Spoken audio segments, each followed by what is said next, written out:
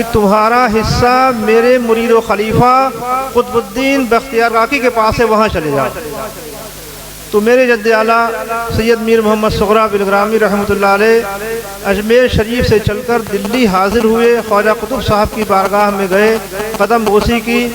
یہ روشن ضمیر لوگ تھے، حضرات تھے، یہ انہوں نے چہرہ دیکھا اور سمجھ گئے کہ میرے پیر و مرشد نے ان کو میرے حوالے کیا ہے۔ آپ نے بٹھایا اور بٹھانے کے بعد آپ کو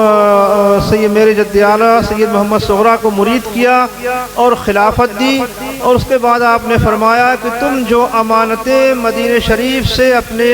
اسلاف کی لے کر کے واسط آئے، وہاں سے تم میرے پاس آئے، ان امانتوں کو میں نے محفوظ کر دیا، اس میں 4 چاند لگا دیے۔ اب ان امانتوں کو لے کر کے جاؤ اور جا کر کے وحدانیت کا پیغام دو اور انسانیت کو عام کرو۔ اسی امانت کو لے کر کے میرے جد اعلیٰ بلگرام تشریف لائے، اور لانے کے بعد وہاں پہ آپ نے اپنا اس زمین کو اپنا مسکن بنایا،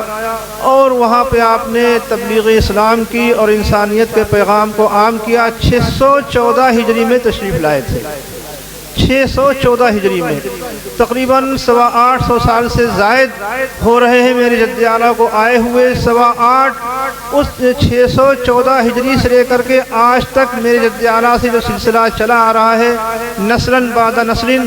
اس سلسلے کی الحمدللہ ایک کڑی میں بھی ہوں۔ اور یہ سید محمد صاحب الدعوت صغرا واسطی بلگرامی رضی اللہ تعالیٰ عنہ،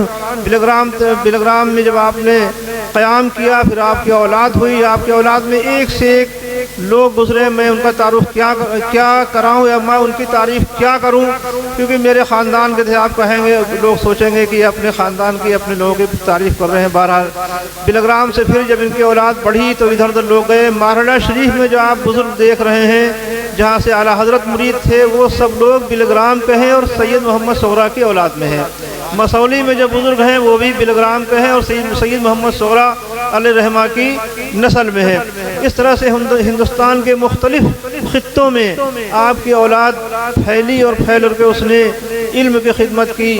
اور دین کی تبلیغ کی، اور جس طرح سے کہ آپ کو اپنے پیر مرشد کا فرمان تھا کہ انسانیت کے پیغام کو عام کرو، اس طرح سے سب نے اپنے اپنے لحاظ سے دین و سنیت کی خدمت کی۔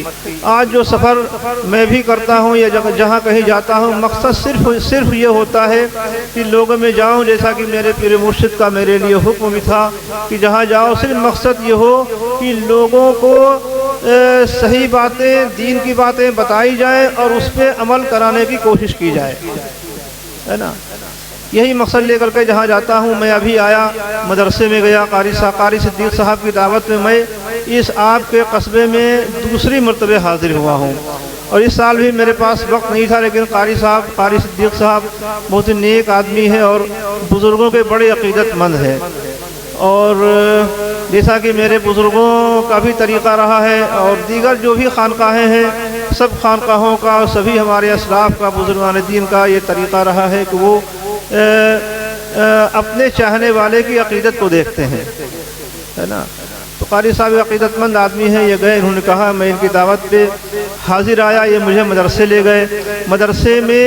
گیٹ کے باہر بہت بڑا ہجوم لگا ہوا، جیسے ہی میں گاڑی سے اترا لوگ ہاتھ پیر چومنے لگے، دوڑنے لگے، گیٹ پہ نکلنا مشکل ہو گیا۔ ابھی یہاں بھی میری گاڑی آئی، گاڑی آنے کے بعد جیسے میں اترا، لوگوں نے گیٹ کے اوپر بونٹ کے آگے پوری گاڑی گھیر لی، گاڑی سے اترنا مشکل ہو گیا، یہاں سے وہاں تک آنا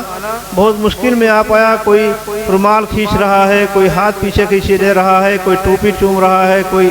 کچھ کو کرتا کھینچ رہا ہے، اس طرح سے سب جو ہے آپ نے اپنی عقیدت کا اظہار اس طرح سے کیا۔ یہاں بھی ابھی دیکھا آپ نے، نعت شریف پڑھ رہے تھے لوگ، مسافے کے لیے، ہاتھ چومنے کے لیے، پیر چومنے کے لیے ایک دوسرے کے اوپر گرے جا رہے ہیں، دھکا دے رہے ہیں۔ ٹھیک ہے، اچھی بات ہے، یہ عقیدت ہے، آپ کی محبت ہے، اللہ اس عقیدت محبت کو سلامت رکھے۔ لیکن میں ایک بات پوچھوں آپ سے،